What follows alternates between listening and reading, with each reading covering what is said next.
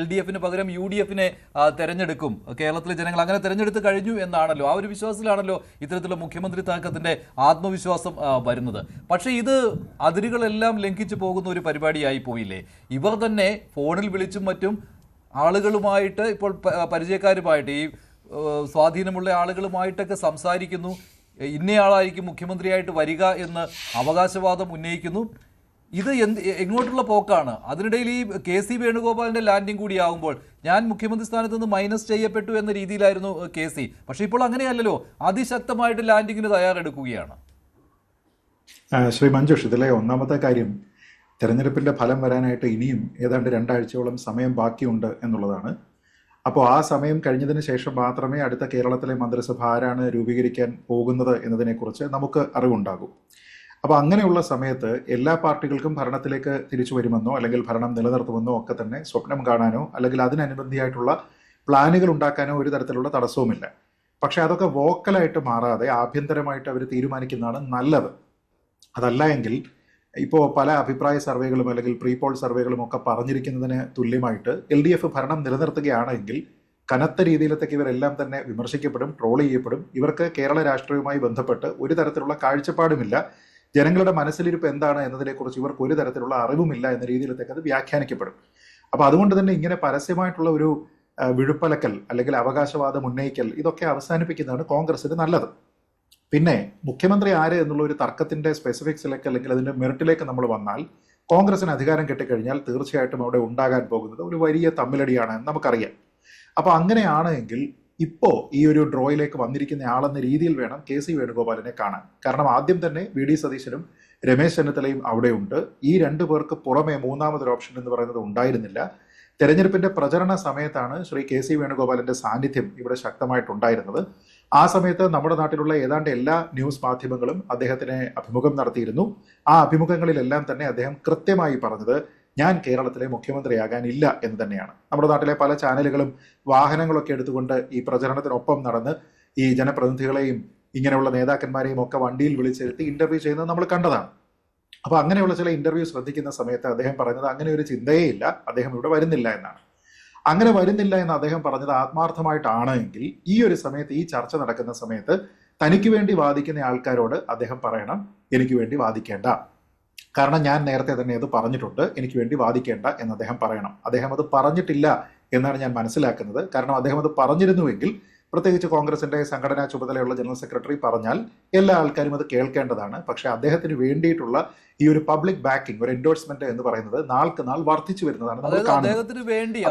അദ്ദേഹമാണ് അടുത്ത കേരളത്തിന്റെ അടുത്ത മുഖ്യമന്ത്രി, KC വേണുഗോപാലാണ്, സംശയമില്ല എന്ന രീതിയിൽ വലിയ രീതിയിൽ പ്രചരിപ്പിക്കുന്നുണ്ട്. ഈ അണികളെന്ന് പറയാൻ പറ്റില്ല, അദ്ദേഹവുമായി അടുത്ത് നിൽക്കുന്ന നേതാക്കൾ അല്ലെങ്കിൽ ഈ തെരഞ്ഞെടുപ്പിൽ സ്ഥാനാർത്ഥികളായി മത്സരിച്ചവർ തന്നെ, അല്ലേ? എക്സാക്ട്ലി. ഈ തെരഞ്ഞെടുപ്പിൽ സ്ഥാനാർത്ഥികളായി മത്സരിച്ചിരിക്കുന്ന ആൾക്കാർ, ഈ തെരഞ്ഞെടുപ്പിൽ സ്ഥാനാർത്ഥിത്വത്തിനെ ചൊല്ലി വിവാദമുണ്ടാക്കിയിരിക്കുന്ന ആൾക്കാർ, ഇങ്ങനെ നിരവധി ആൾക്കാർ ഇത് പറയുന്നുണ്ട്. അപ്പൊ അതിന്റെ തുടർച്ചയായിട്ടാണ് നേരത്തെ മഞ്ജുഷ് പറഞ്ഞതുപോലെ ഒരുപക്ഷെ മറ്റാൾക്കാരെയും വിളിച്ച് സ്വാധീനിക്കാനുള്ള ശ്രമമൊക്കെ തന്നെ ഈ ക്യാമ്പുകളിൽ നിന്ന് നടക്കുന്നത്. സത്യത്തിൽ അതിന്റെ ഭാഗമായിട്ടുണ്ടായിരിക്കുന്ന സ്റ്റോറിയിലാണ് ഈ ഫൈനാൻസ് ബാക്കിംഗ് കൊണ്ടുവന്നിരിക്കുന്നത് KC വേണുഗോപാലാണ്. ഇവിടെയുള്ള തെരഞ്ഞെടുപ്പ് ഇൻഫ്രാസ്ട്രക്ചർ കോൺഗ്രസിന് വേണ്ടി ചലിപ്പിച്ചത് KC വേണുഗോപാലാണ്. അതൊക്കെ ശരിയായിരിക്കാം. പക്ഷെ ജനങ്ങളെ സംബന്ധിച്ചിടത്തോളം കോൺഗ്രസിന് ആര് ഫൈനാൻസ് ചെയ്തു, കോൺഗ്രസിന് എവിടെ നിന്ന് ഈ പിന്തുണയെല്ലാം തന്നെ കൊണ്ടുവന്നു, മറ്റുള്ള ഇടത്തു നിന്ന് ആൾക്കാരെ എങ്ങനെയാണ് പ്രചരണത്തിന് കൊണ്ടുവന്നത്, ഇതൊന്നും ആൾക്കാരെ സംബന്ധിച്ചിടത്തോളം പ്രധാനപ്പെട്ട കാര്യങ്ങളല്ല. ആൾക്കാരെ സംബന്ധിച്ചിടത്തോളം ഭരണവിരുദ്ധ വികാരമുണ്ട് എങ്കിൽ അതിനൊരു ഏബിൾ ഓൾട്ടർനേറ്റീവായിട്ട് ആരുണ്ട് എന്ന് ചോദിക്കുന്ന സമയത്ത് ഏതെങ്കിലും ഒരു പാർട്ടിയുണ്ട്, ആ പാർട്ടിയുടെ മുന്നണി നേതാക്കന്മാരുണ്ട്, അവർ മുന്നോട്ട് വെച്ചിരിക്കുന്ന അജണ്ടയുണ്ട് എന്നുള്ളതിനപ്പുറത്തേക്ക് അവർക്കാര് ഫൈനാൻസ് ചെയ്തു, അവരുടെ തെരഞ്ഞെടുപ്പ് ചക്രത്തിനെ ആര് ചലിപ്പിച്ചു എന്നൊന്നും തന്നെ ആൾക്കാരുടെ വിഷയമല്ല. ഒന്നാമത്തെ കാര്യം. രണ്ടാമത്തെ കാര്യം നമ്മൾ മനസ്സിലാക്കേണ്ടത്, കേരളത്തിലെ ജനങ്ങൾ കോൺഗ്രസിനാണ് അധികാരം എടുത്തത് നൽകാനായിട്ട് തീരുമാനിച്ചിരിക്കുന്നത് എങ്കിൽ പോലും അവരുടെ മാൻഡേറ്റ് ഒരിക്കലും KC വേണുഗോപാലിനല്ല എന്ന് നമുക്കറിയാം. കാരണം KC വേണുഗോപാൽ ഇതിന്റെ മുന്നണി പോരാളിയായിരുന്നില്ല, അദ്ദേഹം 140 സ്ഥാനാർത്ഥികളിൽ ഒരാളായിരുന്നില്ല, അദ്ദേഹം സ്ഥാനാർത്ഥിത്വം ആഗ്രഹിക്കുന്നില്ല എന്ന് അദ്ദേഹം പറഞ്ഞതാണ്. അങ്ങനെ ഒരാളിന് വേണ്ടിയിട്ടാണ്, അദ്ദേഹത്തിന്റെ സർക്കാർ രൂപീകരിക്കുന്നതിന് വേണ്ടിയിട്ടാണ് ഇവിടെ ആൾക്കാരൊക്കെ തന്നെ ആഗ്രഹിച്ചിരുന്നത് എന്ന രീതിയിലേക്കുള്ള ഒരു നറേറ്റീവിനെ സൃഷ്ടിക്കുക എന്ന് പറയുന്നത് അസാധ്യമായിട്ടുള്ള കാര്യമാണ്. KC വേണുഗോപാൽ കേരളത്തിന്റെ അടുത്ത മുഖ്യമന്ത്രി എന്നുള്ളത് കേരളം ആഗ്രഹിക്കാത്ത ഒരു കാര്യമാണ്. അത് അടിച്ചേൽപ്പിക്കുകയാണെങ്കിൽ കേരള ജനത അത് അർഹിക്കുന്ന പുച്ഛത്തോടെ തള്ളിക്കളയുകയും ചെയ്യും. കാരണം അതിനകത്ത് ഒരുപാട് പാരാമീറ്റേഴ്സ് വരികയാണ്. അവിടെ MP മാർ മത്സരിക്കേണ്ട എന്ന് തീരുമാനമെടുത്തത് അദ്ദേഹം കൂടി ഉൾപ്പെട്ട കോൺഗ്രസ് പ്രസ്ഥാനമാണ് അല്ലേ? അത് അറിയാവുന്ന കാര്യമാണ്. ഇനി തീർച്ചയായിട്ടും അദ്ദേഹത്തിന് കേരളത്തിൽ വരണമെങ്കിൽ ഒരു ഉപതെരഞ്ഞെടുപ്പല്ല, 2 ഉപതെരഞ്ഞെടുപ്പ് വേണ്ടി വരും. അല്ല, അവിടെ വേറൊരു പ്രധാനപ്പെട്ട പ്രശ്നം, ശ്രീ കെ സി വേണുഗോപാൽ രാജസ്ഥാനിൽ നിന്നുള്ള രാജ്യസഭാ അംഗമായിരുന്നു. അപ്പോൾ അദ്ദേഹത്തിന് ലോക്സഭയിലേക്ക് മത്സരിക്കുന്നതിന് വേണ്ടി ആ സ്ഥാനം രാജിവെക്കുന്നു. എന്നിട്ട് അദ്ദേഹം ഇവിടെ വന്ന് തെരഞ്ഞെടുപ്പിൽ ജയിക്കുന്നു. ഞാൻ മനസ്സിലാക്കുന്ന അതിനുശേഷം അദ്ദേഹം വെക്കേറ്റ് ചെയ്തിരിക്കുന്ന രാജ്യസഭാ സീറ്റ് കോൺഗ്രസിന് നഷ്ടപ്പെട്ടു എന്നാണ്. അപ്പോൾ ഒരു രാജ്യസഭാ സീറ്റ് നഷ്ടപ്പെട്ടിട്ട് പിന്നീട് ഒരു ലോക്സഭാ സീറ്റ് കിട്ടുന്നു. ഇനി ആ ലോക്സഭാ സീറ്റ് രാജിവെച്ചതിന് ശേഷം അദ്ദേഹം മറ്റേതെങ്കിലും ഒരു മണ്ഡലത്തിൽ നിന്ന് തെരഞ്ഞെടുപ്പിൽ നിൽക്കുകയാണെങ്കിൽ അദ്ദേഹത്തിന്റെ മണ്ഡലം ആലപ്പുഴയാണ് എന്നതുകൊണ്ട് തന്നെ അവിടെ BJPക്ക് വലിയ വളർച്ചയാണ്, ഞെട്ടിക്കുന്ന വളർച്ചയാണ് കഴിഞ്ഞ തവണ ഉണ്ടായത് എന്നതുകൊണ്ട് തന്നെ പൊട്ടൻഷ്യലി കോൺഗ്രസ് ആ ഒരു സീറ്റിനെ കൂടി റിസ്ക് ചെയ്യുന്ന ഒരു പരിപാടിയാണ്. അപ്പോൾ ഒരു രാജ്യസഭാ സീറ്റും ഒരു ലോക്സഭാ സീറ്റും റിസ്ക് ചെയ്തുകൊണ്ട് കേരളത്തിൽ മുഖ്യമന്ത്രിയാകാനായിട്ട് 140 പേർക്ക് പുറത്തുള്ള ഒരാളിനെ കെട്ടിയിറക്കേണ്ടതുണ്ടോ എന്നുള്ള ഒരു ചോദ്യം കോൺഗ്രസ് തന്നെ ചിന്തിക്കണം. 2, ആൾക്കാർ വോട്ട് ചെയ്യുന്നത് ആർക്ക് വേണ്ടിയിട്ടാണ്? 1, ശ്രീ VD സതീശൻ, അദ്ദേഹം പ്രതിപക്ഷ നേതാവ് എന്ന നിലയിൽ സഭയ്ക്കുള്ളിൽ സർക്കാരിനെതിരെ പട നയിച്ചത് അദ്ദേഹമാണ്. 2, രമേശ് ചെന്നിത്തല, കാരണം രമേശ് ചെന്നിത്തല കോൺഗ്രസിന്റെ പ്രചരണം നയിച്ചത് അദ്ദേഹമാണ്. കോൺഗ്രസിന്റെ പ്രചരണ കമ്മിറ്റി ചെയർമാനായിട്ട് തീരുമാനിച്ചത് അദ്ദേഹത്തിനെയാണ്. അപ്പൊ ജനങ്ങൾ വോട്ട് ചെയ്തിരിക്കുന്നത് VD സതീശനോ രമേശ് ചെന്നിത്തലയോ മുഖ്യമന്ത്രിയാവുക എന്നുള്ള താല്പര്യത്തിലാണ്. അവിടെ കെ സി വേണുഗോപാൽ എവിടെയാണ്? കെ സി വേണുഗോപാലിന്റെ താല്പര്യം എന്താണ്? കോൺഗ്രസിന്റെ തൽപരനാണ് എന്നുള്ള കാര്യത്തിൽ യാതൊരു സംശയവുമില്ലല്ലോ. ഇതെല്ലാം KC-യുടെ അറിവോടുകൂടി തന്നെയാണ് നടക്കുന്നത്. ഈ വരുന്ന പോസ്റ്ററുകൾ, വീഡിയോകൾ, അതുപോലെ തന്നെ ഇന്ന് വിക്കിപീഡിയയിൽ, അത് അദ്ദേഹത്തിന്റെ തലയിലേക്ക് വെക്കേണ്ട, കാരണം വിക്കിപീഡിയ ആർക്കും തിരുത്താം. അതിൽ കേരളത്തിന്റെ 13ാമത്തെ മുഖ്യമന്ത്രി എന്ന രീതിയിലും KC അവതരിപ്പിക്കുകയാണ് അല്ലേ? അതെ, അവിടുത്തെ പ്രധാനപ്പെട്ട പ്രശ്നം ഈ ഒരു ഘട്ടത്തിലാണ് സത്യത്തിൽ അദ്ദേഹം തെരഞ്ഞെടുപ്പിന് മുമ്പ് പറഞ്ഞിരുന്ന സ്റ്റേറ്റ്മെന്റുകളിൽ ഉണ്ടായിരുന്ന ആത്മാർത്ഥത തെളിയിക്കേണ്ടത്.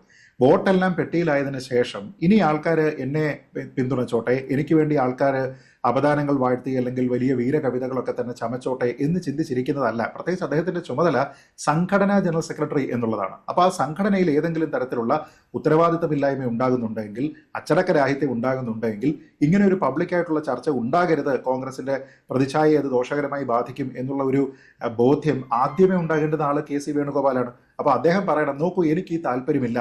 അപ്പോൾ അദ്ദേഹം അതിനെ തടയാതിരിക്കുന്നിടത്തോളം കാലം, അദ്ദേഹത്തിന് വേണ്ടി കടുത്ത പ്രചരണം നടക്കുന്ന കാലത്തോളം, അതിന്റെ ടോർച്ച് ബെയറേഴ്സ് ആയിട്ട് പ്രധാനപ്പെട്ട നേതാക്കന്മാരും സ്ഥാനാർത്ഥികളായിരുന്ന ആൾക്കാരും നിൽക്കുന്നിടത്തോളം കാലം അതിന് അദ്ദേഹത്തിന്റെ എല്ലാവിധ ആശീർവാദവും ഉണ്ട് എന്ന് മാത്രമേ ആൾക്കാർ ചിന്തിക്കുകയുള്ളൂ. അങ്ങനെയെങ്കിൽ പറയുന്നുണ്ടോ, ഇല്ല എന്ന് തറപ്പിച്ച് പറയുന്നുണ്ടോ? ഇപ്പൊ ഞാൻ മനസ്സിലാക്കിയെടുത്തോളം നേരത്തെ അദ്ദേഹം പറഞ്ഞിരുന്നു ഈ ഒരു പദവിയിലേക്ക് തനിക്ക് ആഗ്രഹമില്ല, താൻ മുഖ്യമന്ത്രിയായി വരില്ല എന്നുള്ള കാര്യം. പക്ഷെ ഇപ്പോൾ അദ്ദേഹം പറയുന്നത് ഈ മുഖ്യമന്ത്രി ചർച്ചകളിൽ എനിക്ക് താല്പര്യമില്ല എന്നല്ലേ ഉള്ളൂ, അല്ലെങ്കിൽ അല്ലാതെ മുഖ്യമന്ത്രി ആകാൻ താല്പര്യമില്ല എന്ന് ഉറപ്പിച്ച് പറയുന്നില്ല KC വേണുഗോപാൽ.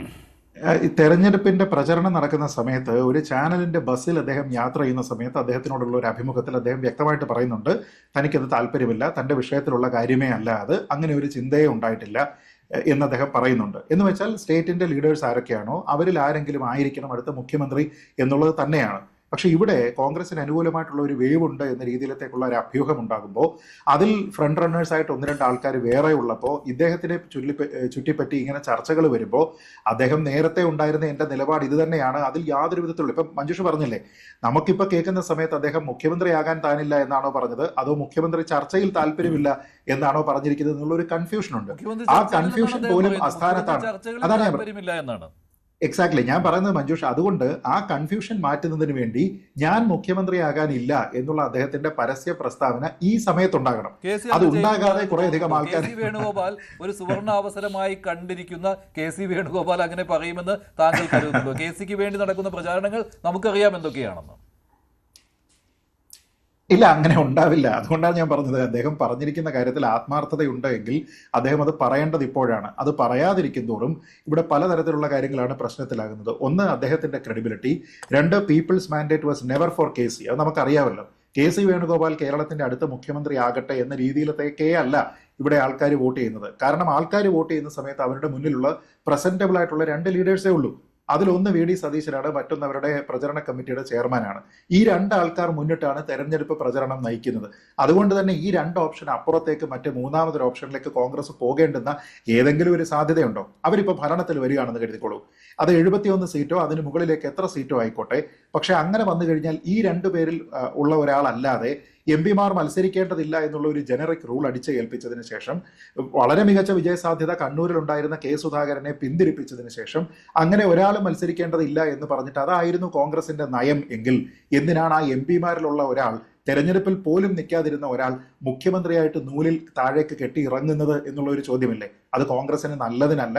കോൺഗ്രസ് ഭരണത്തിലേക്ക് വരുന്നതിന് മുമ്പ് തന്നെ കുറേയധികം പ്രതിസന്ധി ഉണ്ടാക്കുന്നതിന്, കുറേയധികം നാണക്കേട് സ്വയം പിടിച്ച് തലയിലേക്ക് കൊണ്ടുവയ്ക്കുന്നതിന് തുല്യമായി പോകും. അതുകൊണ്ട് ഈ ഒരു നിമിഷത്തിലെങ്കിലും KCയെ ചുറ്റിപ്പറ്റിയിട്ടുള്ള ഇത്തരത്തിലുള്ള പ്രചരണം അവസാനിപ്പിക്കാൻ അദ്ദേഹം പറയുന്നതാണ് നല്ലത്. പിന്നെ നമുക്കറിയാം, ഭൈമി കാമുകന്മാർ നിരവധിയാണ്, പ്രത്യേകിച്ച് കോൺഗ്രസ് ആകുന്ന സമയത്ത്. അതുകൊണ്ട് ആരും തന്നെ ഈ മുന്തിരിങ്ങ കിട്ടിയാൽ കൊള്ളാം എന്ന് ചിന്തിക്കുന്ന ആൾക്കാർ മാത്രമേ ഉള്ളൂ. അല്ലാതെ കയ്പാണ് എന്ന് കരുതി മാറി നിൽക്കുന്ന ആൾക്കാർ കോൺഗ്രസിൽ ഇല്ല എന്ന് നമുക്ക് ഉറപ്പിച്ചു പറയാം. അതെ, തലയെണ്ണുമ്പോൾ ആർക്കാണ് പിന്തുണ കൂടുതൽ എന്നുള്ളതാണല്ലോ പാർലമെന്ററി പാർട്ടി യോഗത്തിൽ ആർക്ക് വേണ്ടിയാണ് കൂടുതൽ കൈകൾ പൊങ്ങുന്നത് എന്ന്. കൂടുതൽ വാർത്തകൾക്ക് News 18 Keralam YouTube channel subscribe ചെയ്യുക.